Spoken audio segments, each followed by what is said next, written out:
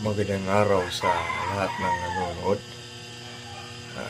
Ang battered woman syndrome ay kondisyon kung saan ang isang babae ay paulit-ulit na nakaranas ng pananakit, pang-aabuso at pananakot mula sa kanyang partner.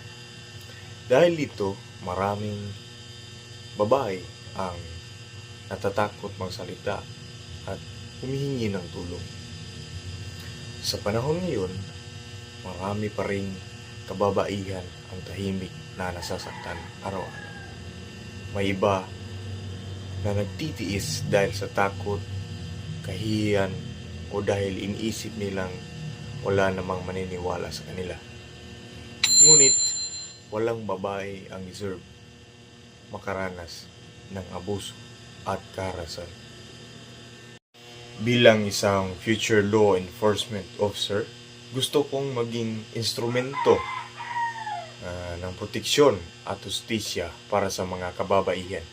Hindi dapat binabaliwala ang pananakit, maging ito man ay physical, emotional, o verbal abuse.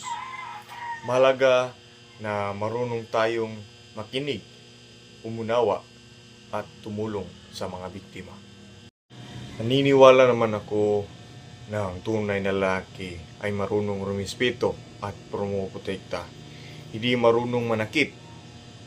Kaya gusto kong makatulong sa pagpapalaganap ng awareness tungkol sa women rights at healthy relationships upang maiwasan ang karahasan laban sa kababaihan.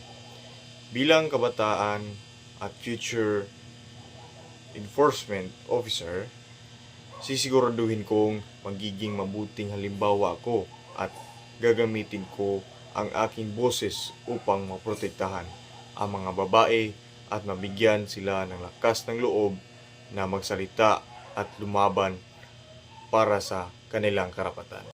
At yun lang po, maraming salamat.